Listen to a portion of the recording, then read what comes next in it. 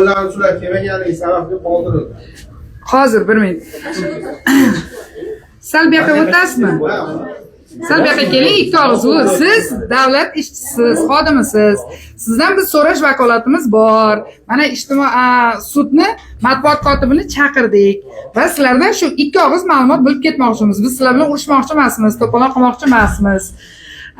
Bugun soat 23-chi. Tasmimlarga bering.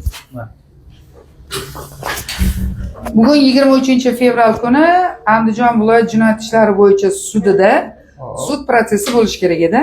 Shu haqida ozgina aytib bering, qanaqa sud bo'lishi kerak edi? Hajjiyevlarga Da. jinoyat ishi qo'zg'atildi kassatsiya instansiyada. Jabrlanuvchilar kelmaganligi sababli ish qoldirildi. Payshanba kuni soat 10 ga qoldirildi. Jabrlanuvchilar bu haqida ma'lumot qachon berishdi? O'zi sud tartibi o'zi qanaqa edi? Masalan, jabrlanuvchi 2:00 da xabar berishdi. 2 nechida? 00 da.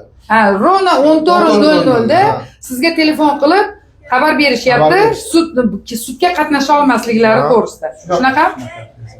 Demak, undan oldin biror marta aytilmagan. Hech bo'lmasa bir kun oldin xabar qilish kerak edi, xabar berishmadi. Yo'q, xabar berganda ularga aytiladi-ku, avorat qilib. Yo'q, shuni aytaman-da, masalan, ular bir kun oldin kamida xabar berishlari kerak emasmidi sudga kelmasliklari Yo'q, to'g'risida? xabar berilganda ularni avorat qilmasdi. Yo'q, shuni aytyapman-da, masalan, biz ham Toshkentdan keldik, mana ko'rdingiz, 100 dan oshiq odamlar Toshkentdan kelib bugungi sud protsessiga qatnashmoqchi bo'lishdi.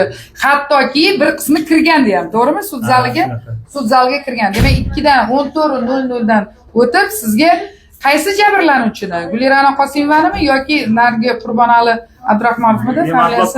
Bu protsessda uncha xabarim yo'q to'g'risi. Bu yoq sudya yordamchisi o'zlari biladi, tushuntirdi sizga. Endi to'liq aytmay ketib qoldi-da. Yo'q, jabrlanuvchi tomonidan kelmaganlik uchun iltimosnomasi qanoatlantirib, keyingi payshanba 10:00 ga qoldirildi deydi. Boshqa tafsilot men demak, keyingi payshanba kuni, ya'ni 30 xo'p, nechinchi sana bo'lyapti? 20 bo'lsa, 26-kuni soat 10:00 ga. Shu kelayotgan payshanba kuni. Kelayotgan payshanba kuni soat 10:00 da demak sud protsessining davomi bo'ladi. Agar yo'q, tushundim men uni. Yana bitta savolim bor edi. Agar mabodo keyingi sud protsessiga yana jabrlanuvchilar kelmay qolsa nima bo'ladi? Bilmadim, men sudya hal qiladi. Men ular yo'q, masalan, bugun kelmadi, sudya bugun jabrlanuvchilar kelmadi. Bugun sudya qanaqadir bir chora tadbir aytdimi masalan? Yo'q, bo'lsa agar o'zi aslida qayta kelmaydigan bo'lsa, majburiy tartibda olib kelinishi talab etiladi-da sud protsesslarida. Endi bu rastiklotusi protsess haqida demak, bugun 23-fevral kuni soat 14:00 da bo'lish kerak bo'lgan sudga jabrlanuvchining o'zimi yo advokatimi? O'zi ikkala tomondan. Ikkalasi ham, demak, jabrlanuvchilar o'zaro kelishib soat 14:00 da kelmasligini sudga e'lon qildi. Tushunarli. Rahmat sizga, sog' bo'ling, ishlaringizga omad. Bo'ldi, xo'p.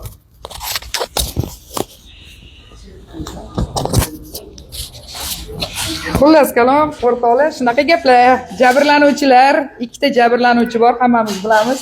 Qurbonali'midi ismlari, familiyasi Abdurahmonovmidi, nima edi? Hamda Gulira'no Qosimova o'zlari o'zaro kelishibdi ekan.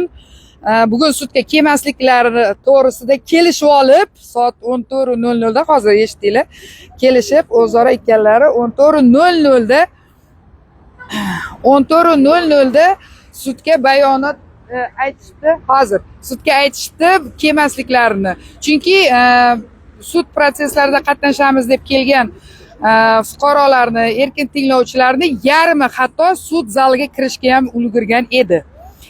Hamda bu jabrlanuvchilar ularning kimlardir xullas kelmaslikka qaror qilishdi. O'zlaricha aytdim-ku boya, qoch Feruza kelyapti deb. Qoch.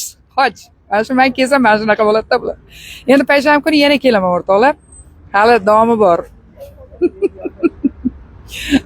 Sizlarni asl basharangiz ochishda davom etamiz. Tinch bo'lasizlar.